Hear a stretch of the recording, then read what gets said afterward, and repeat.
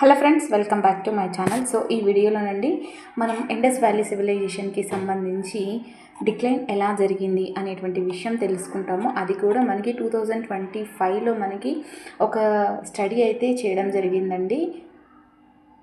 Multi proxy paleo climate అని చెప్పి ఒక స్టడీ అయితే రావడం జరిగిందనమాట. అసలు సింధు నాగరికతకు పతనానికి సంబంధించిన గల కారణాలు ఏంటి అని చెప్పి ఒక కొత్త రిపోర్ట్ అయితే వచ్చింది. సో మనకి ఇది మన ఎగ్జామ్ పాయింట్ ఆఫ్ వ్యూ చాలా చాలా ఇంపార్టెంట్ అండి. ఇది డిసెంబర్ 2025లో వచ్చినటువంటి స్టడీ అనమాట. ఓకే, దాని గురించి ఆ స్టడీలో మనకి ఏం చెప్పారు అనేటువంటి విషయాలు ఈ వీడియోలో తెలుసుకుందాము. చాలా ఇంపార్టెంట్ అండి మన రాబోయే ఎగ్జామ్కి. ఓకే,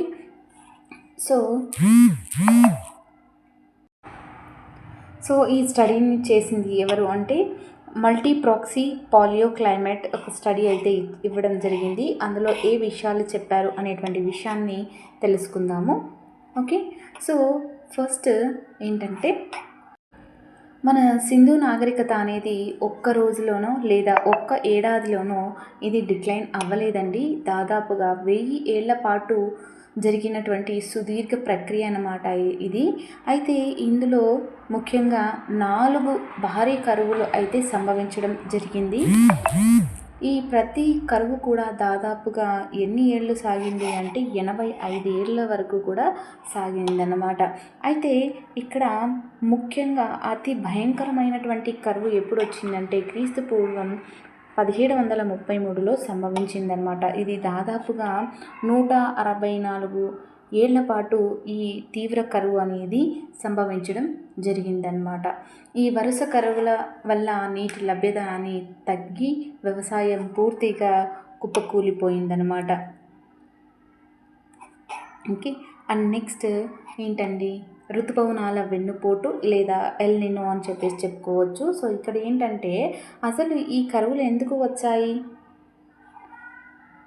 అయితే ఈ స్టడీ ప్రకారంగా పసిఫిక్ మహాసముద్రంలో జరిగిన వాతావరణ మార్పులే దీనికి కారణమని చెప్పడం జరిగింది.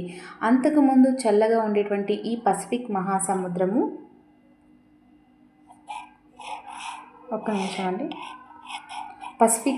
అంతకుముందు చల్లగా ఉండేటువంటి ఈ పసిఫిక్ మహాసముద్రము మెల్లగా వేడెక్కడం ప్రారంభమైంది. దీనివల్ల మన దేశంలో సుమారుగా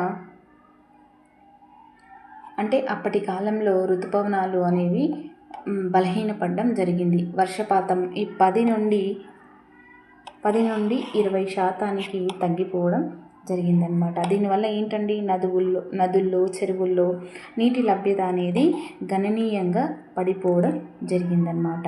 ఓకే, రైట్. అండ్ నెక్స్ట్ ఏంటండి నదుల క్షీణత మరియు భూగర్భ మార్పులు. అయితే ఇక్కడ సట్లెజ్, ఆ తర్వాత ఘగ్గర్, బియాస్ వంటి నదుల్లో నీటి ప్రవాహం అనేది తగ్గిపోయిందన్నమాట. నేలలో ఉప్పు శాతం పెరిగి పంటలు పండటం ఆగిపోయింది. అలాగే ఇంకేం చేస్తారు, గత్యంతరం లేక ఇంకా హరప్ప ప్రజలు నీరు ఎక్కువ కావాల్సినటువంటి గోధుమ బార్లీ పంటలను వదిలేసి తక్కువ నీటితో పండే చిరుధాన్యాల సాగుకు కూడా వీళ్ళు షిఫ్ట్ అవ్వడం జరిగింది. కానీ అది పెరిగే జనాభాకు ఆకలిని తీర్చలేకపోయిందనమాట. ఓకే, ఆ తర్వాత నెక్స్ట్ అండి ఇందాక మనం చెప్పుకున్నాం కదా వ్యవసాయంపై ప్రభావం, అది కూడా చెప్పుకున్నాము. వ్యాపారం మరియు ఆర్థిక వ్యవస్థ విచ్ఛిన్నం అనమాట. ఇక్కడ ఏంటంటే కేవలం ఆకలి మాత్రమే కాదండి, ఆర్థికంగా కూడా ఈ నాగరికత దెబ్బతిన్నదనమాట. నదుల్లో నీరు లేకపోవడం వల్ల ప్రయాణం అనేది పడవల ప్రయాణం, ముఖ్యంగా లోతల్లో మనం చెప్పుకున్నాం కదండి, ఆ పడవల ప్రయాణం అనేది అసాధ్యమైపోయింది. మెసొపొటేమియాతో జరిగేటువంటి అంతర్జాతీయ వ్యాపారం ఏదైతే ఉందో అదంతా కూడా నిలిచిపోయిందనమాట.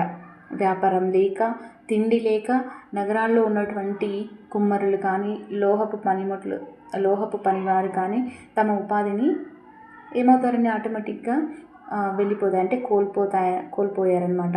దీంతో ఇంకా ప్రజలు ఏం చేశారండి,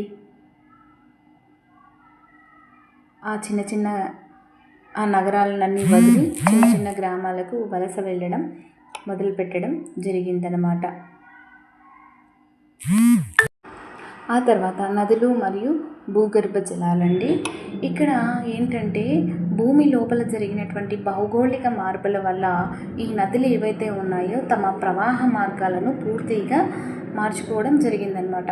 ఒకప్పుడు సజీవంగా ప్రవహించినటువంటి ఈ సట్లెజ్, గగ్గర్, బియాస్ వంటి నదుల్లో నీటి ప్రవాహం అనేది క్రమంగా తగ్గిపోయి ఎండిపోయిందనమాట. దీనివల్ల ఏమైందంటే ఆ నదిపై ఆధారపడినటువంటి కాలిబంగన్, బన్వాలి వంటి నగరాల్లో నివసించేటువంటి వేల మంది ప్రజలు ఆ ప్రాంతాలను వదిలేసి వలస వెళ్ళాల్సి వచ్చిందనమాట.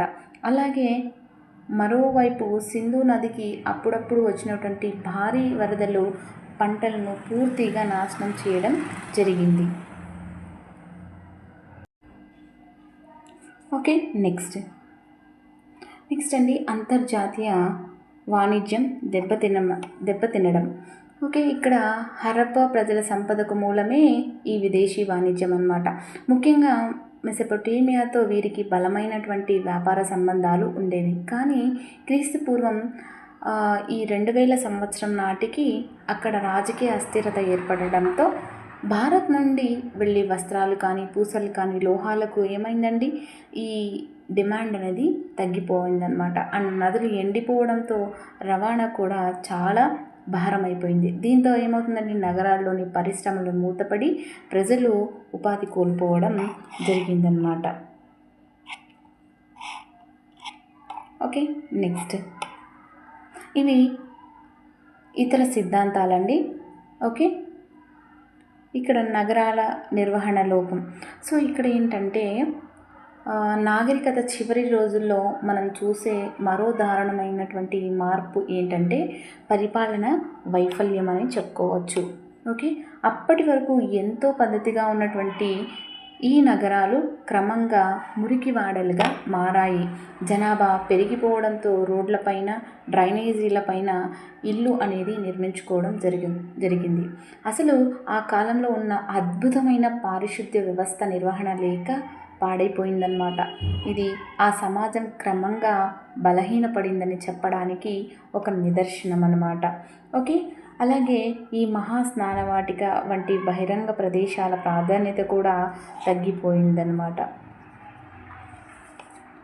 ఓకే, అలాగే మనం చెప్పుకుంటున్నాం కదండి, ఆర్యుల దండయాత్ర నిజమా అబద్ధమా, దాని గురించి చూద్దామండి. సో ఆర్యుల దండయాత్ర వాదనలో అయితే నిజమైతే లేదన్నమాట.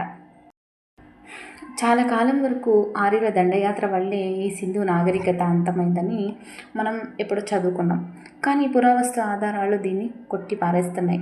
తవ్వకాల్లో ఎక్కడా కానీ భారీ యుద్ధాలు జరిగినట్టు కానీ ఆనవాళ్ళు అంటే గుర్తులు లేదన్నమాట. కనీసం దాడుల వల్ల తగలబడిన నగరాలు కూడా లేవు. కాబట్టి ఇది యుద్ధం వల్ల జరిగినటువంటి పతనం కాదు, ప్రకృతి మార్పుల వల్ల సంబంధించిన విచ్ఛిన్నం మాత్రమే. అండ్ అలాగే చూడండి, మనం ఇందాక చెప్పుకున్నాం కదా, యుద్ధానికి సంబంధించినటువంటి ఆనవాళ్ళు ఎక్కడా కానీ లేవు. ఆయుధాల కొరత. ఇక్కడ హరప్పా ప్రజలు యుద్ధ ప్రియులు కాదు. అక్కడ విధ్వంసక ఆయుధాలు కూడా ఏవి పెద్దగా లభించలేదు. కాబట్టి విదేశీ దాడుల వల్ల ఈ నాగరికత అంతం కాలేదని చరిత్రకారులు స్పష్టం చేస్తున్నారు. సో లాస్ట్ ఏవైతే నేను 4 చెప్పాను చూడండి, అవి ఇతర సిద్ధాంతాలు అన్నమాట. ఓకే, మనకి ఈ స్టడీ అయితే చాలా ఇంపార్టెంట్ అండి. ఎగ్జామ్ పాయింట్ ఆఫ్ వ్యూలో ఒక్కసారి చూసుకోండి. ఓకేనా? ఓకే అండి, thanks for watching. Have a nice day.